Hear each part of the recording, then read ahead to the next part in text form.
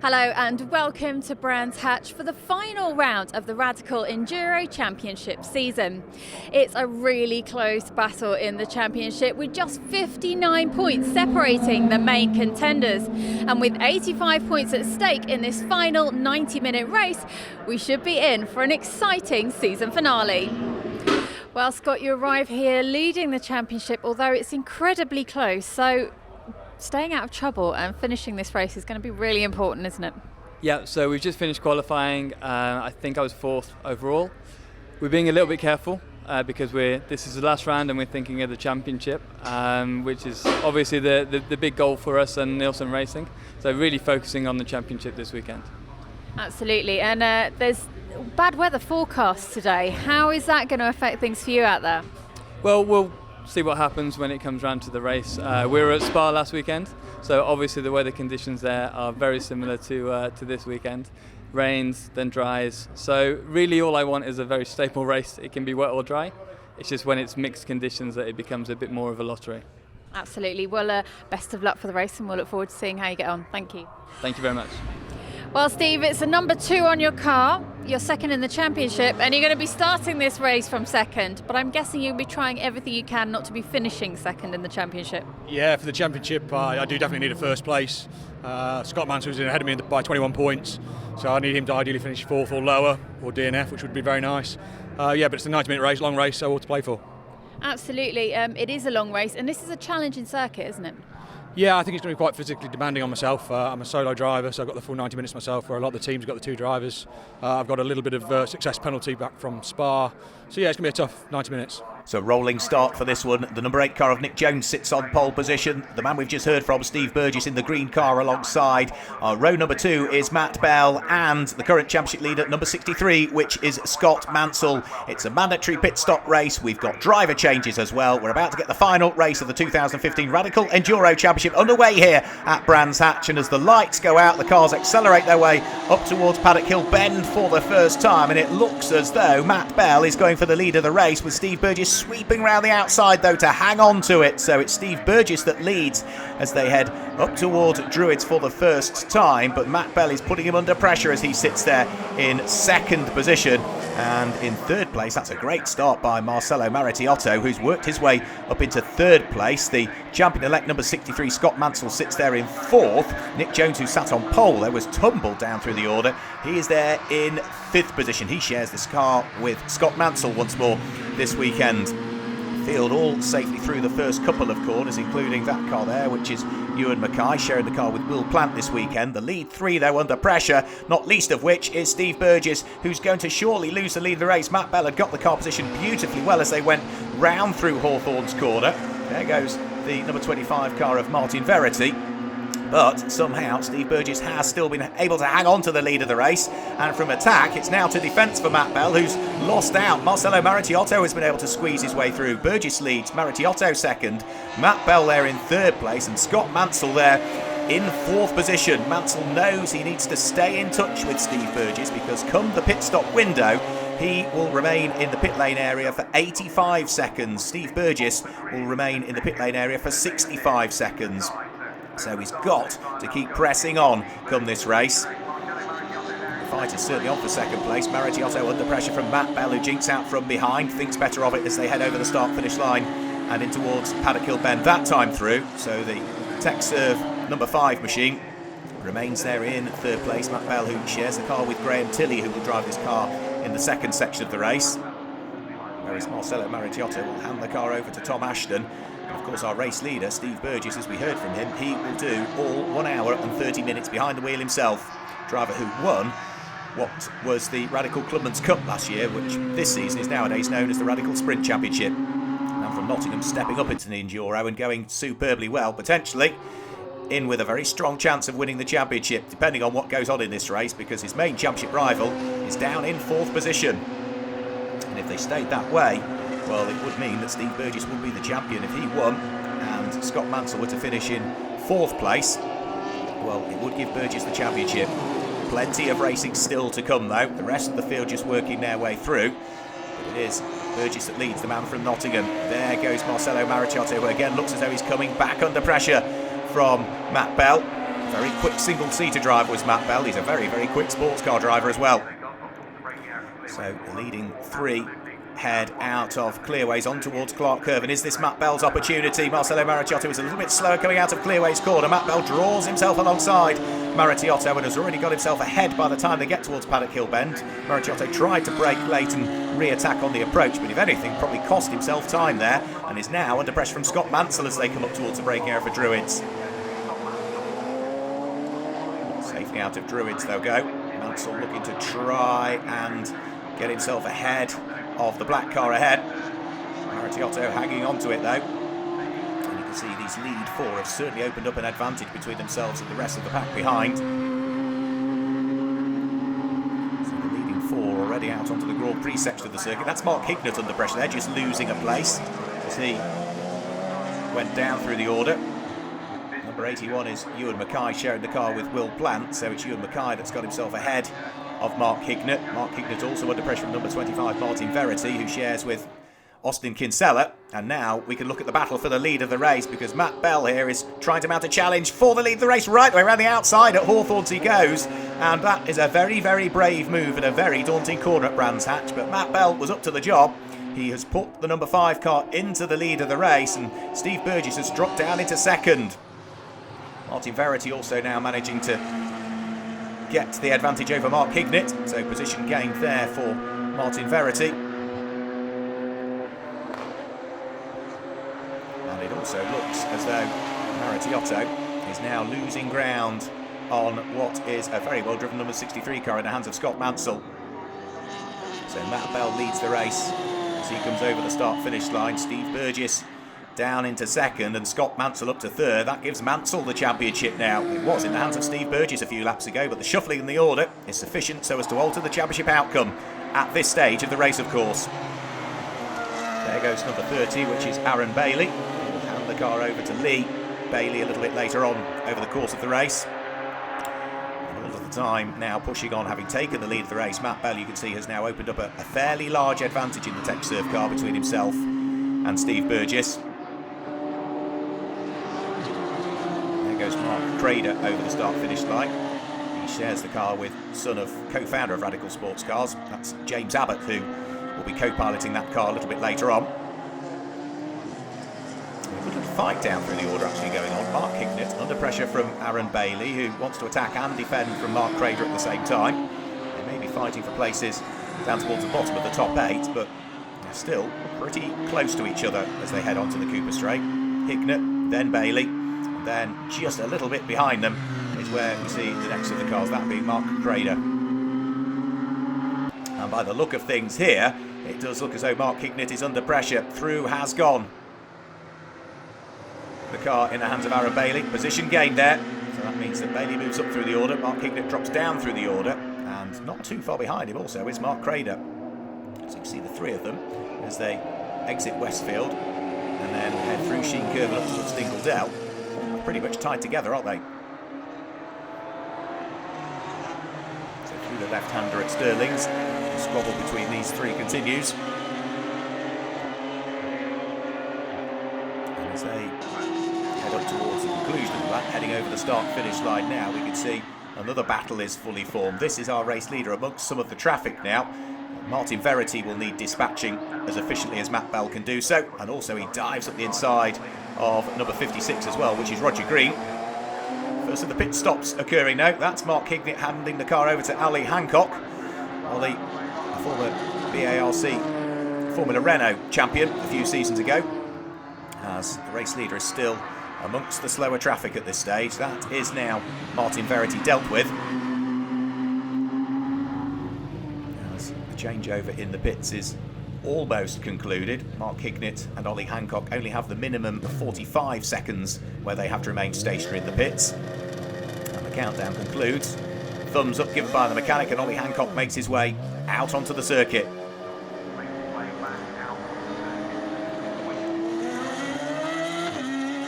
So Matt Bell still pressing on in the lead. So there's Martin Verity now having gone a lap down. Still trying to work as hard as he possibly can though, because he'll be able to see in his mirrors that Roger Green's not too far away at the wheel of the black and gold number 56 car.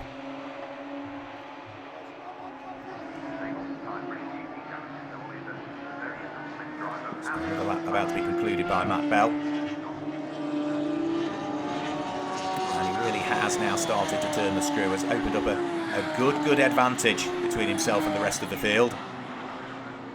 Neatly and tidily through Paddock Hill Bend once more, through Druids Corner, all of the time, whilst he is opening up the gap between himself and erstwhile race leader number 2 Steve Burgess. There goes number 24 once more, Ollie Hancock. Here comes Steve Burgess with Aaron Bailey staying neatly out of the way. The blue flag's waved by the Brands Hatch marshals. Aaron Bailey saw it and indicated for Steve Burgess to pass on the left. So no time lost at all there. Thankfully Steve Burgess met the traffic down the straight, the Brabham straight, rather than through some of the twiddly bits, and there's plenty of those here at Brands. So Steve Burgess looking to try now. He's got clear track ahead of him to push on.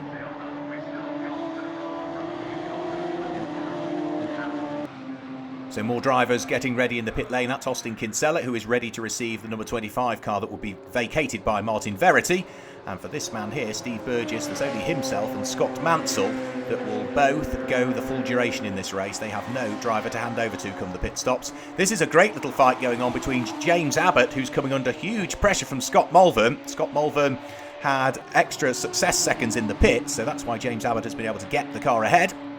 As into the pit lane comes Martin Verity. So the number 25 car comes to a halt now, and the ex-Formula Ford champion from the early part of the 1990s, Austin Kinsella, is ready to climb on board. Austin, who is well used to racing radical sports cars, albeit he's concentrated on other championships over the course of the last few years, clambers on board, and before too much longer they will have concluded their mandatory pit stop. Here comes that fight that we were talking about, James Abbott and Scott Mulvern. Of course, Scott Mulvern was the quickest driver in qualifying, qualified the car on pole position, car that was started by Nick Jones in the race. And with the number 25 car remaining in the pit lane, won't be that much longer before Austin Kinsella gets underway. As again, Scott Mulvern has another look one way, then the other. Austin Kinsella makes his way back out of the pit lane. So the standard 45-second pit stop for Martin Verity, handing over to Austin Kinsella. No additional success seconds required, as James Abbott is still doing a very good job of keeping behind the former Formula Ford Festival winner. Further pit stops occurring. That's Roger Green, who's now vacated the number 56 car. Ian Flux, the former British touring car driver, behind the wheel. As our championship leader, Scott Mansell, still continues on. Here's our race leader, Matt Bell.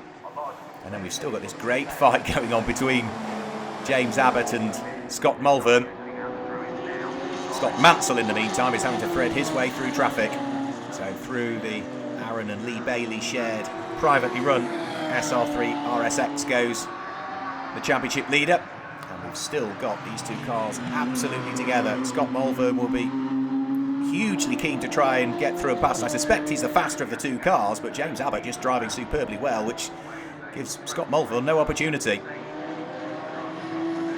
Bailey's car has now been dealt with by Scott Mansell, who still continues to press on. So he's got a championship to think about, leading the championship on 460 points coming into this weekend. 80 points for a race win, 2 points for pole position, which goes the way of that car there, number 8, Nick Jones and Scott Mulvern's way. There's also an extra 2 points for fastest lap as well. Steve Burgess pressing on through Sheen Curve, as there goes Austin Kinsella, number 25, early part of his stint in the race. It looks as though on this lap that maybe Scott Mulvern has just eased off a bit. He's been putting James Abbott under a lot of pressure over the last few laps. That's probably overworked the tyres possibly, so dropping back a bit will allow the tyres to come back to him, the temperatures on the car to cool down again, because of course sitting in the slipstream will bring all the temperatures up. And it may well be that he's going to try and re-attack again. Again, he has another quick look, takes a slightly tighter line in, as Steve Burgess heads for the pit lane this time through. So Steve Burgess into the pit lane, Rob Weldon and the Raw Motorsport guys on hand. Tyre temperatures being adjusted by the look of things. All of these cars running controlled Dunlop tyres. Steve pops the visor, which allows himself to A, talk to the mechanics, and B, just cool himself down a little bit, because having done part of the race, he's still got the other half to go yet. This great fight still going on as well. Scott Mulvern cannot as yet find a way through and past James Abbott as they work their way out of Stirling's and down the straight towards the conclusion of the lap.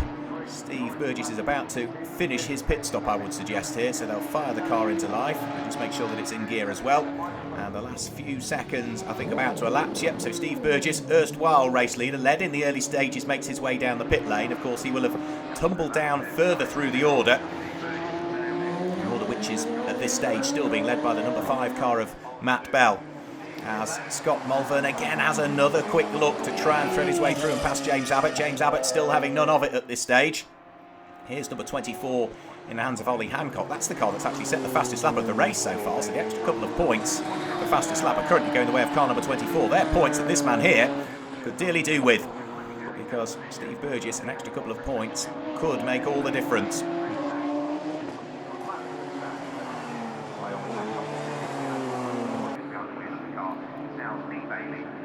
As for James Abbott and Scott Mulvern's battle, but it's still absolutely together. Very little to choose between the two of them. So I suspect if Scott Mulvern could work his way through, he probably would pull away. But James Abbott is just making sure that he's not making any mistakes. He's parking the car on the apex of the corners, making it very difficult for Scott Mulvern to work his way through. Is this the opportunity for Scott Mulvern? This time he jinks out and gets himself alongside, heading in towards Druids. Carried a bit more speed though. The two of them are still side by side. James Abbott reasserts himself back ahead of Scott Mulvern, but Mulvern's got the inside line as they head through Graham Hill Bend. Well, it's taken several laps for Scott Mulvern, but he's finally got himself through and ahead of the car of James Abbott, the number 20 machine. Now, what can Scott Mulvern do? He'll want to pull away as quickly as he can, but James Abbott, I'm sure, will have other ideas about that. So the two of them are still locked together. You can see just behind them as well is Steve Burgess looking to try and close in.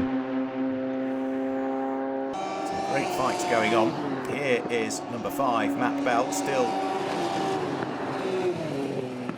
leading the race. In fact, no, by the look of things, that's Graham Tilley that's behind the wheel of the car now. So Graham Tilley behind the wheel of the car, which means that Steve Burgess is now beginning to close in as well. So this could be important for the championship for Steve Burgess, as he dives up the inside of some of the slower traffic, heading round through Clearways Corner. As they now work their way over the start-finish line, Steve Burgess may well here now be starting to possibly promote himself back into the lead once more, because Scott Mansell has headed for the pit lane. Matt Bell headed for the pit lane a few laps ago by the look of things to hand over to Graham Tilley, and Graham Tilley is now under pressure for the lead of the race as Steve Burgess starts to close in again once more. So as things currently stand, it's still Scott Mansell that's got his hand on the championship trophy for this year. If Steve Burgess can take the lead of the race, which is looking as though he's possibly going to do here. He comes out from behind Graham Tilley, has the inside line heading in towards Surtees Corner and has taken up the lead of the race. So Steve Burgess takes the lead of the race. Scott Mansell, number 63, is only down in 4th position at this stage. That is not enough for him to claim the championship. It would mean, if things now stay the way that they were, that man there, number 2, Steve Burgess, would claim the championship honours by just 5 points in reality. 519 points he would end up on, whereas for Scott Mansell, he would be on 514. So Steve Burgess continuing to press on in the lead of the race. He's got closing in on him, car number 20 behind, which is James Abbott. James Abbott is looking to try and unlap himself here. That's the car that did take on fuel come the pit stop windows. James Abbott, when he took over the car from Mark Crader, that car took on fuel. Martin Verity, when he handed it over to Austin Kinsella, that car took on fuel as well, because many of the teams weren't quite sure whether they'd make the distance here at Brands Hatch. So for Steve Burgess, he can afford for the car that's closing in on him to get through and past, because it would then put James Abbott back onto the lead lap of the race, which, if there were a safety car, could be very important for him. So Steve Burgess leading. The laps are ticking away. Time is running out for Scott Mansell to try and gain at least one place if he wants to claim the overall championship, because at the moment Steve Burgess is claiming the extra few points for the win. 80 points for a race win. There are 70 points if you are second, and so on it drops from there. 60 points if you're third. And let's just have a quick look. There goes Tom Ashton. He is the car that is currently in 3rd position. And, well, if he can keep at bay this car behind, number 63, Scott Mansell, that would mean that Steve Burgess is the champion. Scott Mansell has got to get past this black car if he wants to claim the championship. And if he does, he's then got to keep his fingers crossed that Steve Burgess does not set the new fastest lap of the race. As Steve Burgess is coming under pressure at the same time from James Abbott. Surely he'll let James Abbott go. James Abbott is simply unlapping himself. Yeah, not a great deal of defence put up by the man from Nottinghamshire, who allows James Abbott through. So James Abbott's back on the lead lap. Steve Burgess, number 2, importantly, still leads the race at this stage. And here comes Scott Mansell. He's got himself alongside Tom Ashton. If he can get ahead of the car, which he is almost just about to do, they are side by side over the start-finish line. How's this for a championship? That now puts Scott Mansell back into the championship leading position. He is up into 3rd position. That gives him 60 points. That puts him on 520. Steve Burgess leads the race and would end up on 519. There are still 2 points for fastest lap to be awarded. They are going the way of neither driver at this stage, because Scott Mulvern has posted the fastest lap of the race. So Scott Mansell has done everything right here. I suspect that Sven from Nielsen Racing gave him the hurry up there and told him he'd got to gain the place. Here comes Steve Burgess.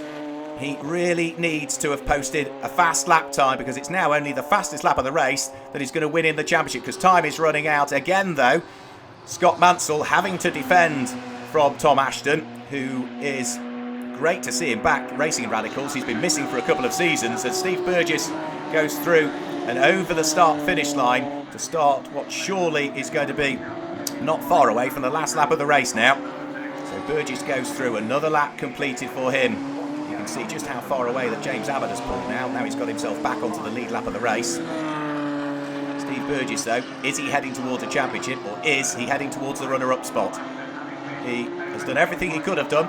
He's out front, he is leading the race, but he needs an extra couple of points for fastest lap if he wants to claim the championship based on the current position that Scott Mansell is in, and that is 3rd in the race. There goes Scott Mansell, round through Paddock Hill Bend, starting to climb the hill towards Druids. There's Graham Tilley, who's dropped down through the order now and is currently in 2nd position.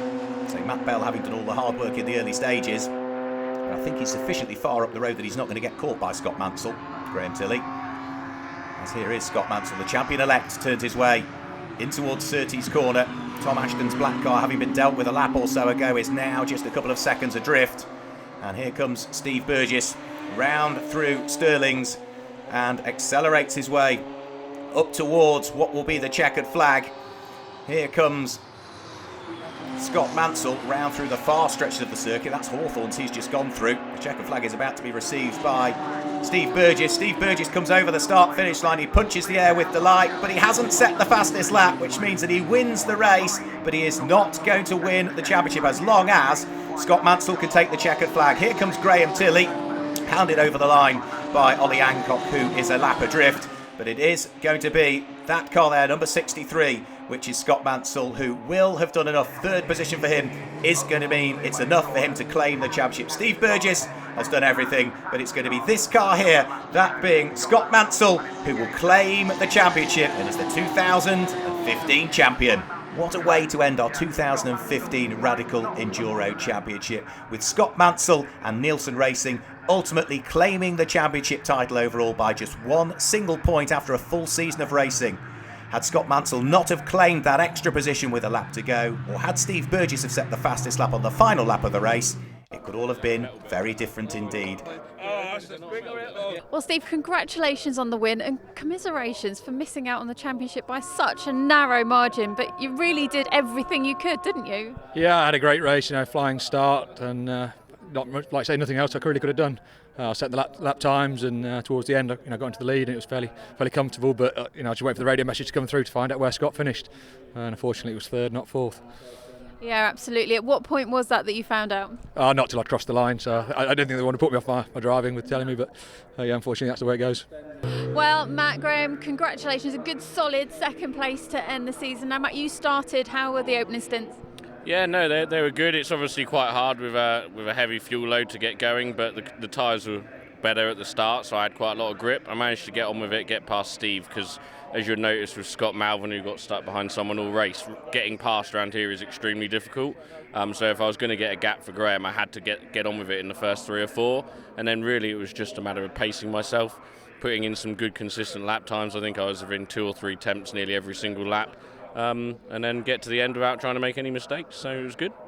Yeah, good job from you. And Graham, of course, he did give you that nice lead. Is that big pressure getting in the car when you've got that to deal with? Yes, it is, especially when somebody's as fast as Matt and you don't want to throw it away. And until this morning, I'd not driven a Radical around the circuit in the dry. I've driven around the Grand Prix circuit in a Caterham, which is a fabulous car, but the Radicals are something else. They've just got so much downforce and grip, and getting used to the speed out the back of the circuit is something else. It really is very, very fast. And I didn't want to look silly and go off, so build up slowly. And then right at the end, we got a lot of understeer, and I just thought, I need to finish, I need to be sensible. And shame I couldn't win, but for him, because he's the star, I just made it happen at the end, that's all. Well, Scott, I think that's what you call winning the championship in style. The final race, almost the final laps, you just needed that position to take the championship, and you did it. Yes, it's been an interesting race today. I actually wanted it to be a little less exciting than it was, but to take it on the penultimate lap was really good, and it was an exciting move on Tom. Yeah, absolutely. That move was what it all came down to. Was there any doubt that you'd be able to pull it off? Were you worried at that point? Yeah, absolutely. Tom was defending quite heavily, so I went to the outside of him, jinked up the inside, and put it up the inside in clearways. It's certainly a great feeling now, and you can go home knowing that you've done everything you needed to do and that you are the champion. Yeah, fantastic weekend. I just want to say thank you to Sven at Nielsen Racing and everybody who's helped us this year. It's been a good one. Congratulations to you all. Thank you. Thank you. Well, what a fantastic race that was. Happy faces all round, and well deservedly so.